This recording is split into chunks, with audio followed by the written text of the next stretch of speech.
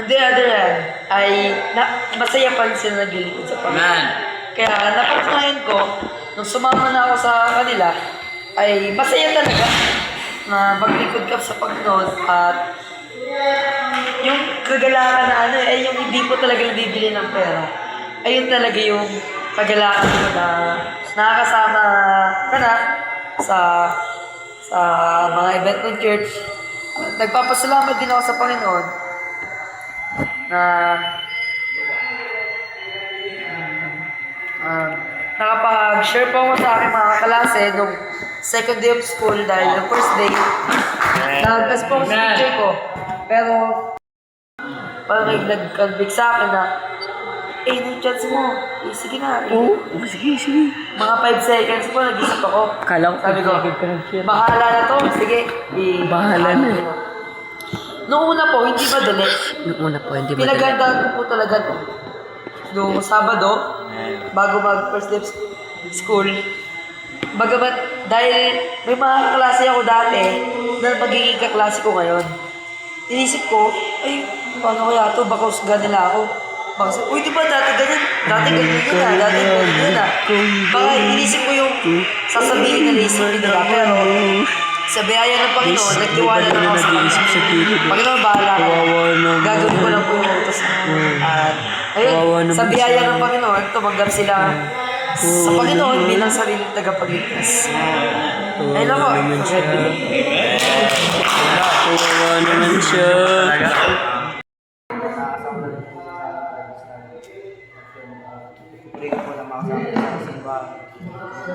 Oh, ang bilis! Nakasama ko sa evangelistic meeting.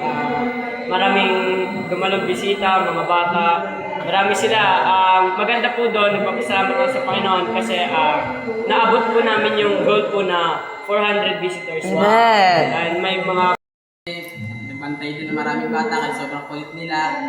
Anong goal natin doon? Na-reach namin po kami 400 visitors, which is yung nakakay na yung mga na-invite po namin exactly 400 plus. Napapasalamat din po ako na may nabaptize din po sa evangelistic meeting. Tatlo po at napapasalamat din po ako grade 9 na po ako. Ayun nga, sa first day school po, magtatry po ako mag-share word of God. Ayun.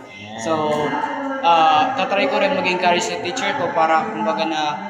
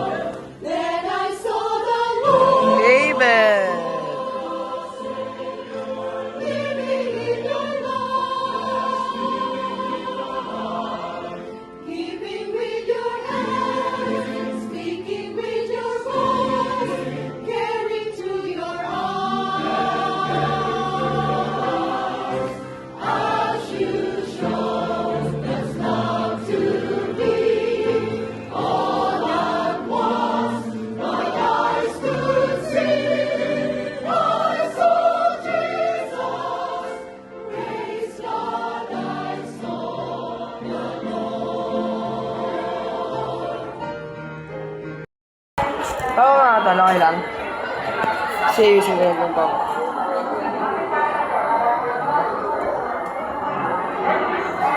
Hindi ko na rin nakaya.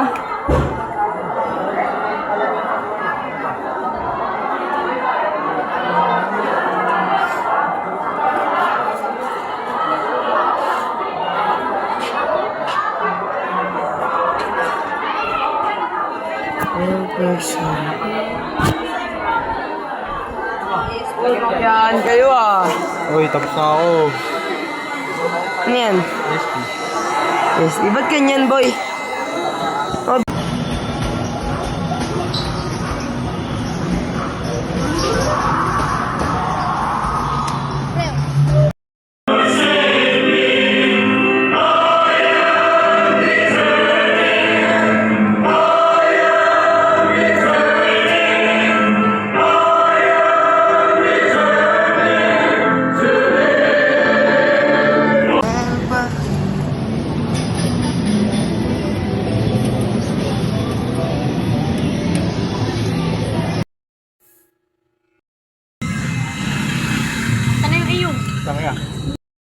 Video mo lang.